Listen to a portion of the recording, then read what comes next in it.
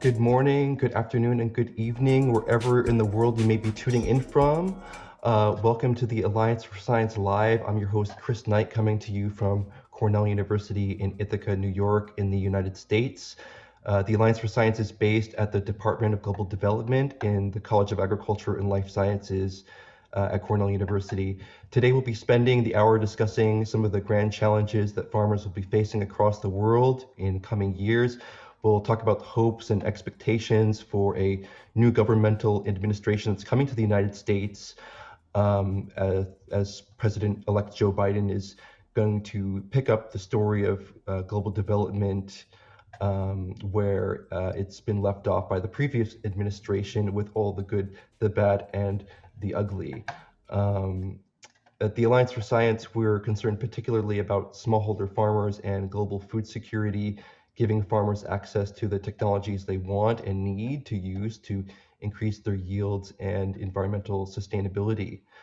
And yet it's a painful irony that the poorest people, the hungriest people and the poorest people in the world are farmers.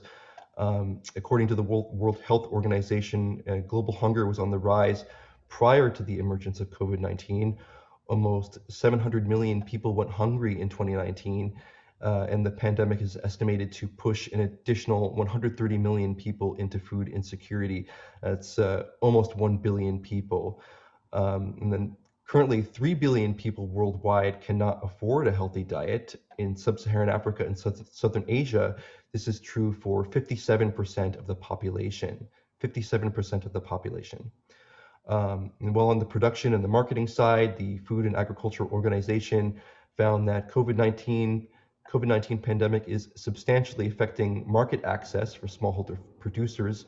And amidst these difficulties, farmers can expect to be continually challenged by climate change, depleted soils, stiff competition in markets, and emerging threats from agricultural pests and diseases. So with this in mind, we know the situation is dire. And today we'll be discussing these looming challenges in global food systems, agriculture, and the environment. We'll discuss what opportunities for impact can be utilized across different sociocultural contexts and geographies.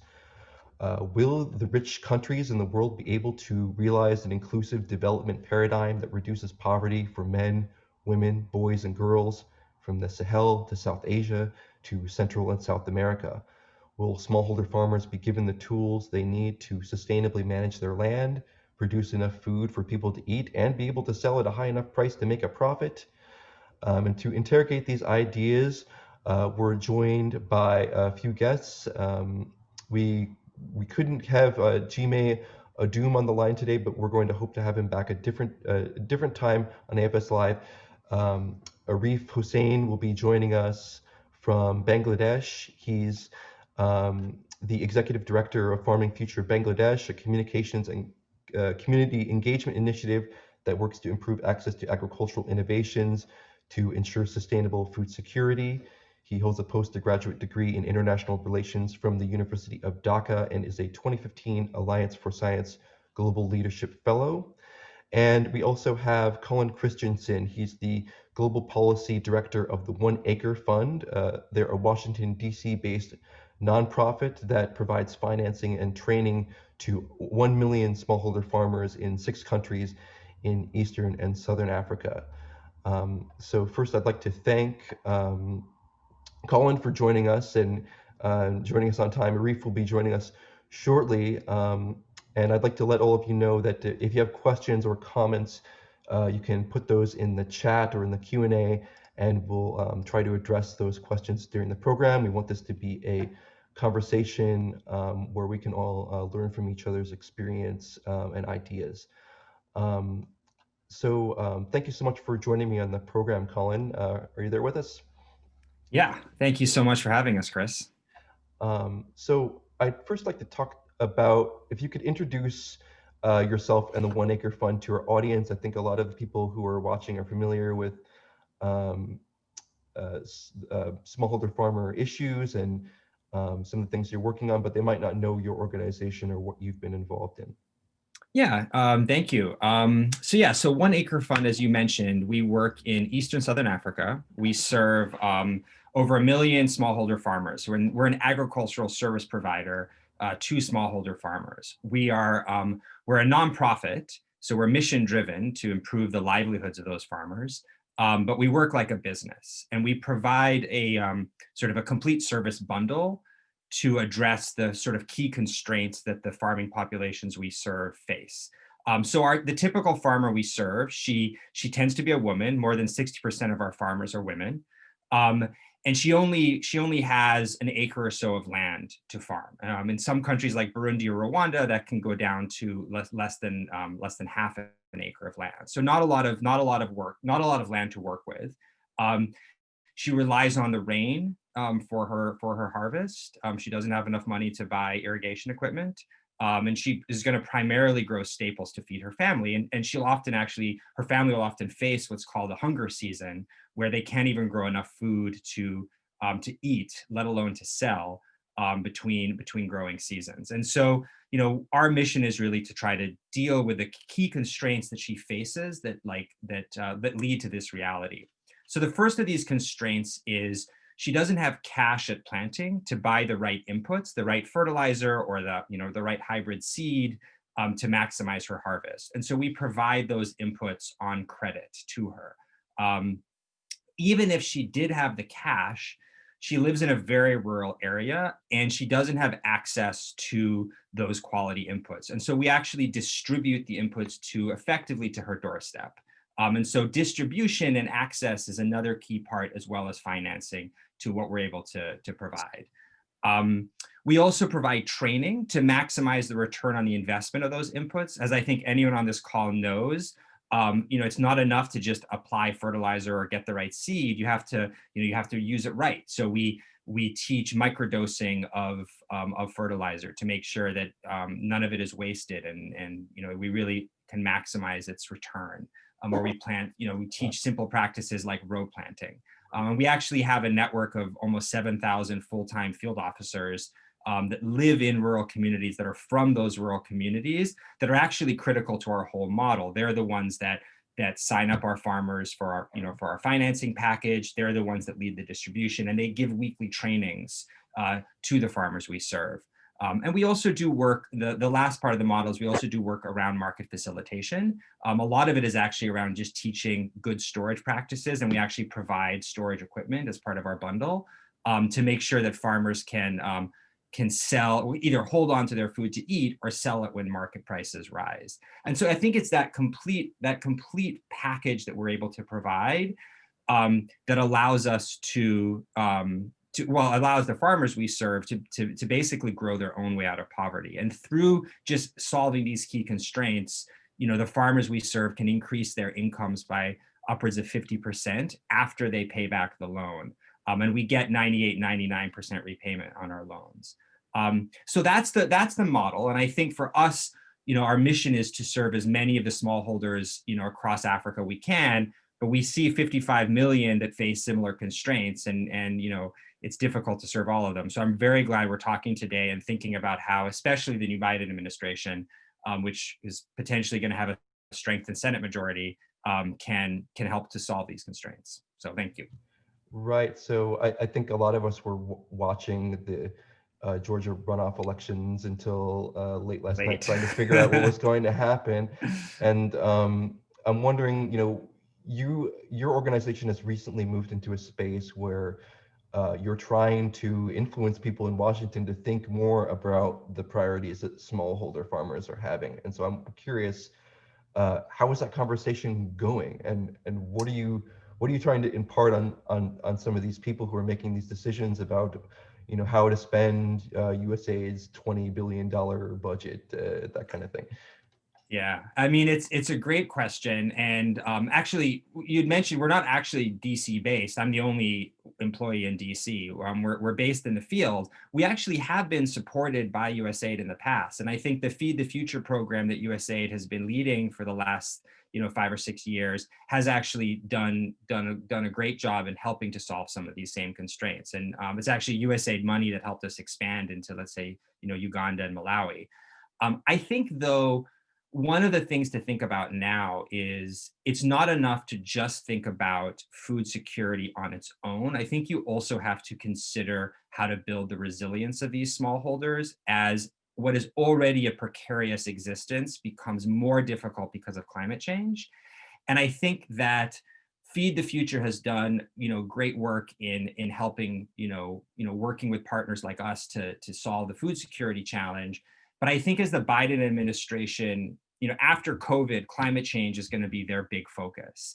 And I think it's imperative that they put smallholders at the center of their climate change strategy from the perspective of helping smallholders adapt to what is going to be a very difficult, 10, 20, 50 years ahead, and not just think about kind of climate change mitigation. I think, smallholders are the least responsible, but will be among the most affected from climate change. I mean, some estimates have, crop yields going down by 20% in the countries we serve, certainly in a more unpredictable way.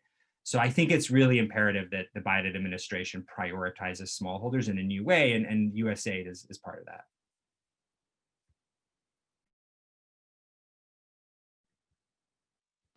I want to turn the conversation over to Arif Hossain, who's joining us from Dhaka, Bangladesh. He's the Executive Director of Farming Future Bangladesh. And I wanted to know if you could reflect on the story of BT Eggplant. It was a crop that took a long time to develop and commercialize and actually deliver to farmers, but it is delivering benefits. So if you could maybe walk our audience through that process, and why did it take so long to actually deliver that benefit? And this is a project that spanned multiple political administrations, but the career scientists, the career people on the ground who were doing the work for decades actually made it possible. And I want to hear your thoughts about how that went and what could have been improved to make that process have gone more quickly. Yeah. Thank you, Chris. Thanks, Dr. Colin, and the attenders from different continents, I believe. So we actually have published a piece of article on the history of BT Eggplant project. It's available in the project website. In brief, I would share the historic event. The research actually started back in 2005 in Bangladesh, and it took, now it's 2021, in fact. So almost like 15 years of time it took to get it popularized within the smallholder farmer in Bangladesh. So historically talking about it, the original research started in multiple Asian countries, naming Bangladesh, India, and in Philippines. And Bangladesh is the only fortunate country to get it approval through the existing regulatory system. And as you know, that all these three countries, they have their different background and different political dynamic, which is very much important for the development, R&D, research and development, and the approval of BT Eggplant project. So the question comes that why it took so long. First of all, as in my country, our research station, we have not done any extensive research on biotech and GMO. Earlier, the project of BT Eggplant project. And then when it became prominent with the developed variety and developed line, then we had to go through the approval system that we have in our country. We have a determined specific law, we call it biosafety regulation. So according to the regulation, the scientists had to submit all their information for approval. But unfortunately, back in 2012, the scientists faced a court case against BT Eggplant approval. And it has to go through the law actually science did not work directly. It has to go through the court. The anti-GM activists, they filed a case against BT Eggplant in India, Bangladesh, and Philippines. Activist organizations like Greenpeace and other prominent big local level NGOs, they worked against it. And when even after approval, these NGO activists, environmental activists, they shared lots of misinformation with the smallholder farmer. And eventually it took a lot of time for that reason. The other thing for BT Eggplant project is that it has a particular crop cycle. I mean, you have to wait at least 6 months to 8 month period of time to get one cycle, one crop cycle. So that also takes some time.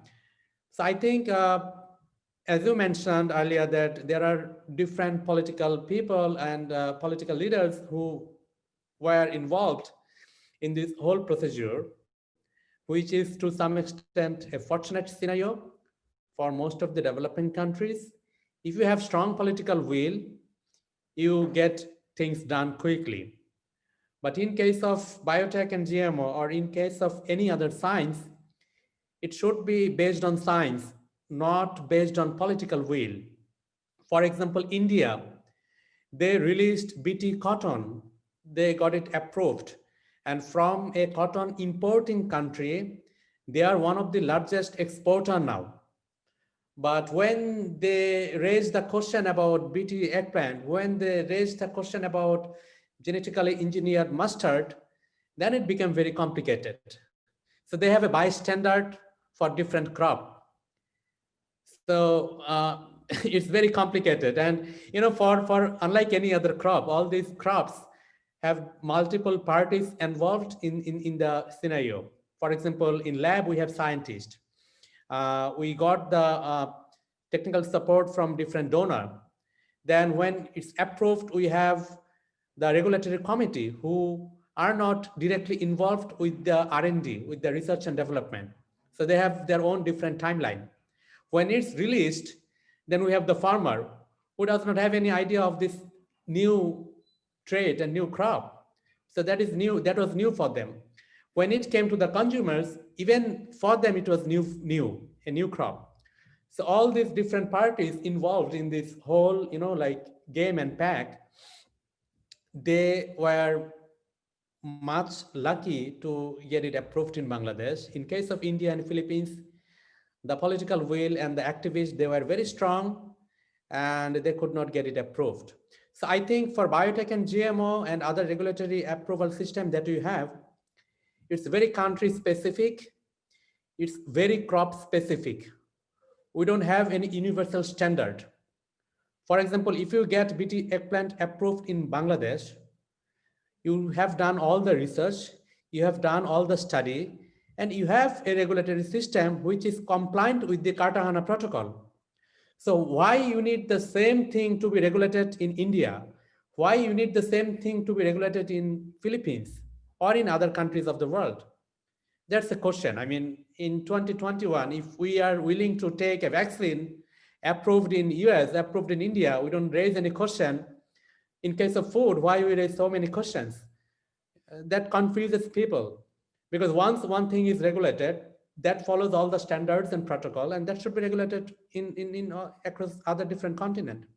So I think there has to be some sort of understanding within the community, within the scientist community, and within the policy and regulatory communities, so that we can determine that we have some common practice and common understanding.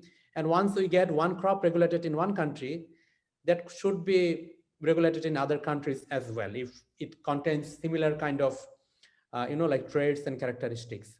So for case of BT eggplant, I think it's a good learning for Bangladesh and other countries, other developing countries, like my friends in Africa, they might learn something from the BT eggplant project. It was funded by USAID. It was led by Bangladesh government with some technical support from other universities, particularly from Cornell University. And right now, as far I know, that more than 30,000 farmers are growing the crop and they are happy with it. So we need to let people. Yeah. And Arif, I wanted to kind of touch more on that point is how after you got the approval for it, how did you actually move it into farmers' fields? How did you actually engage with them and do all these communications and outreach um, and social work that's really needed to actually um, make this investment worthwhile to actual people? So one thing I should mention here is that if the technology is good for people, people definitely takes that as the lead. You don't need any channel, you don't need any protocol or system to make it popular.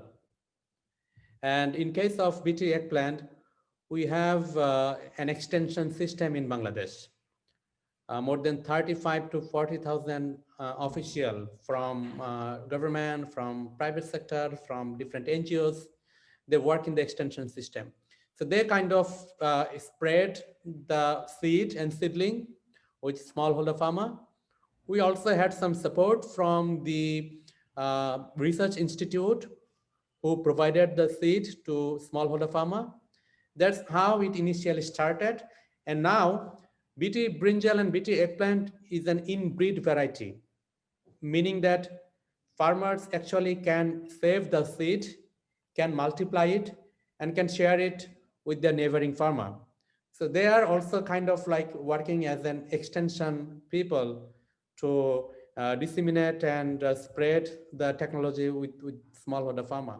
But most important is that if you have the technology working on the ground, then farmers don't hesitate to take it in their field. And I want to turn it over back to Colin, and I'm curious, what has really worked for the farmers that you're working with in terms of communication and outreach, and for example, you're doing training, and how do you get uh, more people engaged and sensitized to um, a more technical way of farming and respecting local cultures and local practices, local knowledge, working across the different geographies that you're working in? Yeah, I mean, I think this is the key question in our work, right? Is how do you it's not enough to just have the technology, right? Whatever technology that is, it's about how do you encourage adoption of that technology. And I think in our case, I think it begins by just being very embedded in the field. So I'd mentioned we have these 6.5, 7,000 field officers who are hired from the local communities we work in. Many of them have actually been farmers or group leaders because we group farmers into groups. So they've they're known in the community. And I think they are really like our key unit of scale because they're the ones that like create the farming groups, and they're the ones that are responsible for delivering all of our program, but they're also able to give those trainings and they have the trust of the local community. But I mean, it's not just the field officers. All of our headquarters are also based in rural areas, not just, not in the Nairobis and the Kigalis of the world, but actually in towns no one's ever heard of, like Rubengera or Kakamega. So I think being really in the field with the farmers is critical. I think the second part is, really thinking, I think really prioritizing the balance between giving farmers a array of options, right? Ultimately, farmer choice is what's going to drive your work. And so you have to respect farmer choice. You have to respect that farmers are very conservative, that if they make the wrong choice, it means their family goes hungry. And so you need to give them options, but also recognize that they're not going to move into new products easily. And so you need to educate them about the new products. I mean, we have a whole sequence of scaling where we start with small groups and we scale, eventually to tens of thousands and then hundreds of thousands, once we sort of prove that farmers will, actually get a product. And so it's really about testing that demand, making sure you understand what the farmer really wants. and thinking very carefully about behavior change when you do want to push a new product. I mean, certainly something we struggle with all the time is how do you move farmers off of just the staple crops that they know and love to crops that we know are more nutritious. Like like iron fortified beans is a great example where, we know biofortified products are beneficial to farmers, but getting them to invest their own money into that becomes very hard. So I think you just have to be very, very deliberate in how you work with farmers to sort of demonstrate the value. And yeah, really think carefully about that. And actually, Arif mentioned the idea of save seed. I think that's a critical to some of these products that we want to push that we know are beneficial for, let's say, nutrition reasons, iron fortified beans being a great example.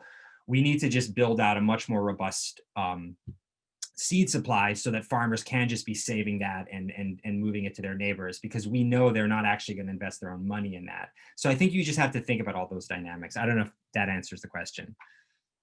And I want to move towards expanding on the idea of integrating smallholder adaptation into Biden's climate change policy. Could you talk more about what that would really look like? And what are you trying to sensitize people in Washington to with respect to that? Yeah, I mean, I think it's looking at how are you helping farmers deal with the unpredictability of climate change, right?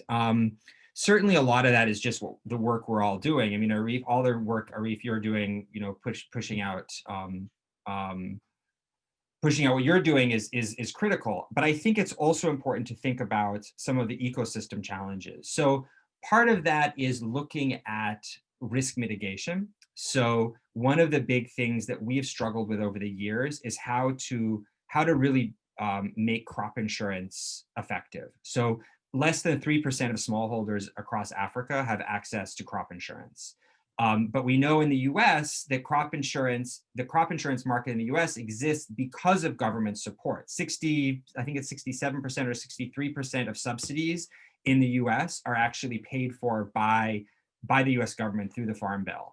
But there's nothing like that in Africa. There's no support to insurance markets to make sure that they're successful. But insurance is a really critical resilience play. It's a critical adaptation play, because in a good year, you don't need the payouts. And the insurance that farmers have, and there's a lot of rigorous evidence that shows this, they will then make the investments they need in their field to actually have that bumper harvest if they have a good year. But in a bad year, it effectively becomes a very efficient cash transfer program where the payouts that you provide are helping those farmers to survive the bad year.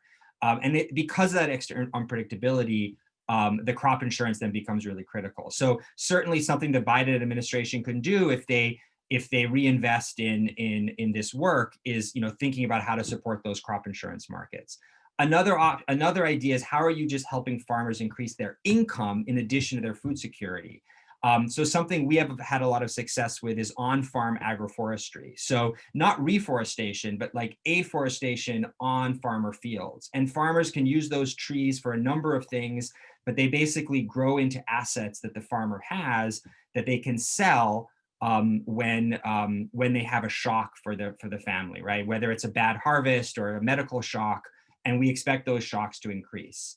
And they're very cost effective. I mean, just for 10 or 20 cents, a tree can be worth $5 or $6 in a few years. So I think it's about looking at a broader range of interventions that help farmers navigate that unpredictability and just build their resilience. Chris, I'd like to add a few points here. As you know that we have nearly 2 billion people in South Asia who are dependent on agricultural produce or agricultural commodity.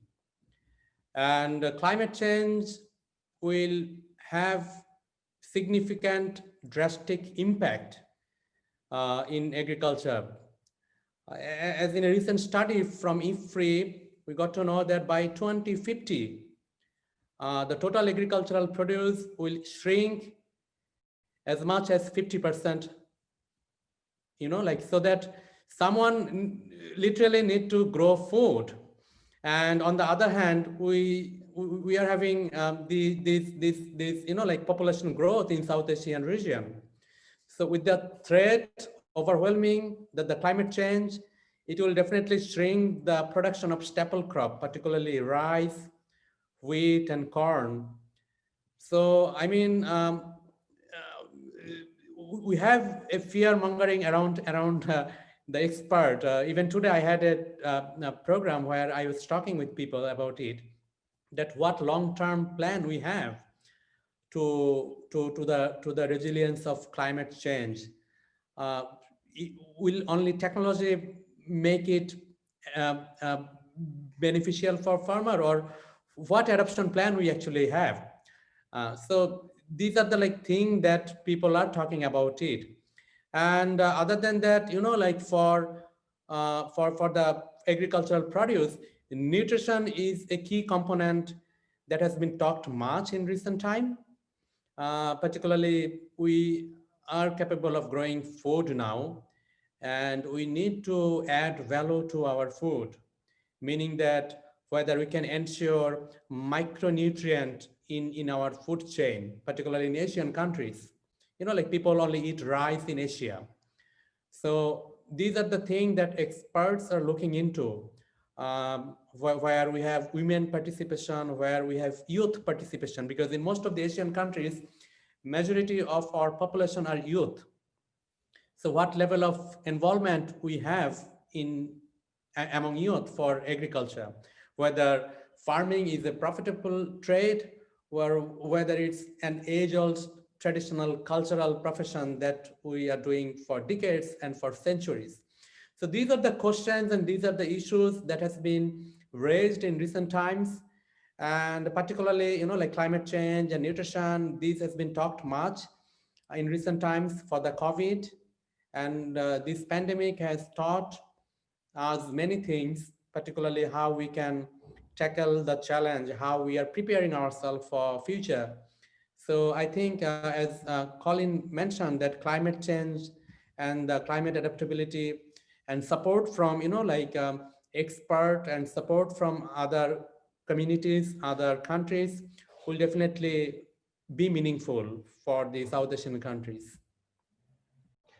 And Arif, I wanted to expand on another idea, and I this kind of just came to me, but I want to maybe flip the script a little bit.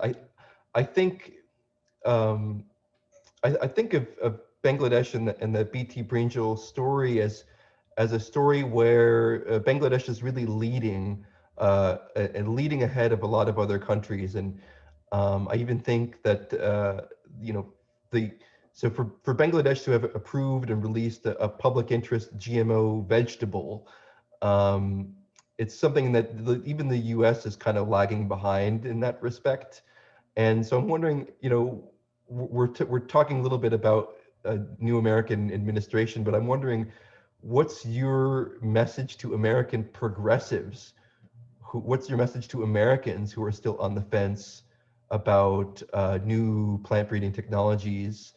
We still have a lot of work to do on food security, even within the U.S. That we need to focus on. So I'm just curious if you ever think about that and flipping the script in a way where you're leading on an issue where we are kind of stuck behind. Well, I mean, to me, all these like trade policy and regulations need to be more reality driven. Otherwise, all this profit and benefit for the smallholder farmer that we all talk about will not reach the actual beneficiary. So, I mean, from a policy perspective, I think these like international trade and policies need to be flexible, need to be more human in regard to like helping out other countries. And I would definitely stress the idea of building human capital. I mean, developing human capital for the research and innovation, and doing like decentralization of this thing, so that one thing is developed in US or in West, should be equally distributed to other part of the world. Otherwise, the global development will not be balanced. Like one part will get benefit, another part will shrink. That will not make people happy. That will not eventually make it look good, and technically that will not be effective. So the message from our part to you and to your friends and everyone living around you is that whatever you develop, you have to share, because like if you want to live happily, you need to look at your neighbor, that whether they are fit and healthy. We have learned it from this pandemic. I want to touch on the pandemic again in just a second. Just really quickly, just to remind everyone, we're speaking with Arif Hossain from Farming Future Bangladesh and Colin Christensen from the One Acre Fund. And Colin, I wanted to ask you a little bit about how is your organization responding to all these new needs and these double and triple burdens that are now being created by COVID-19. There are like a lot of different think pieces and research pieces about how COVID-19 is affecting farmers, but we're seeing that a lot of farmers are reporting more food insecurity.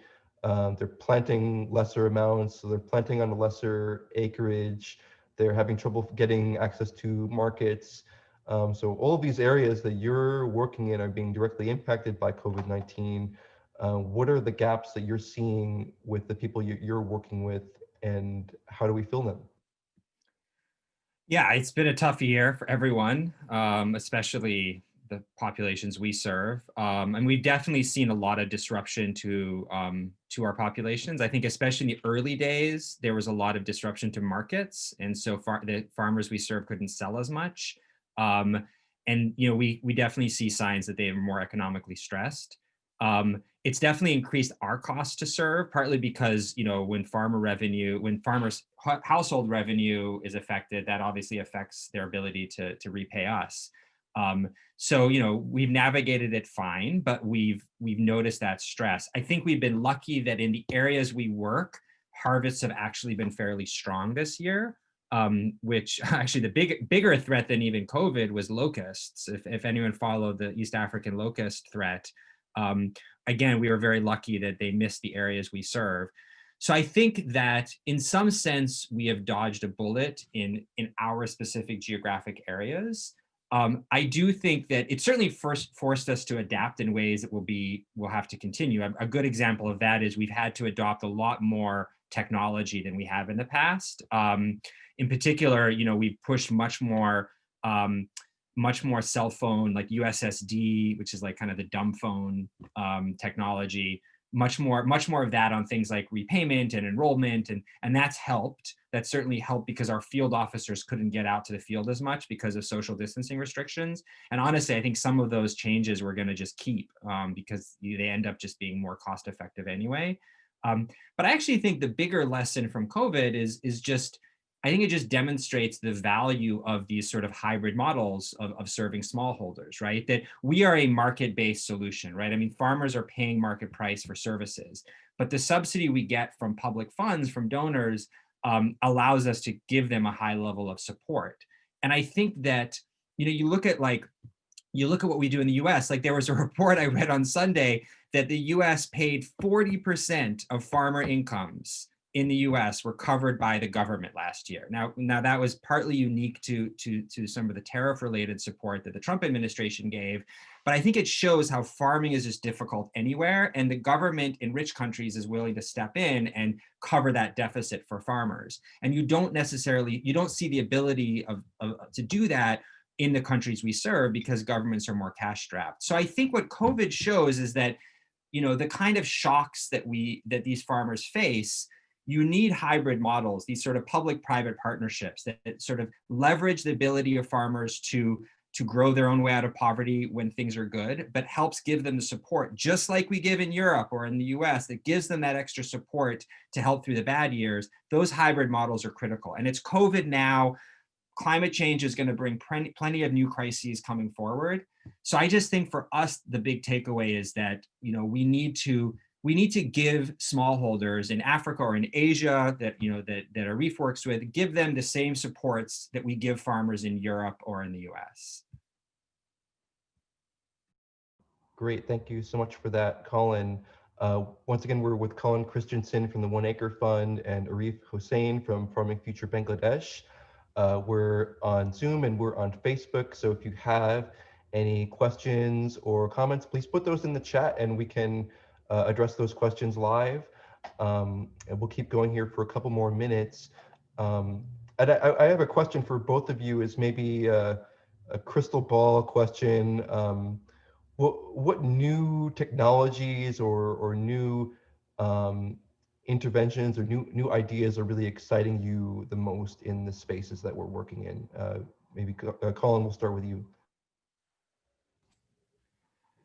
That is a big question. I mean, I think there's a lot of really exciting technology coming, right? I mentioned, you know, how we've leveraged some of it to better serve farmers, but I think you see it across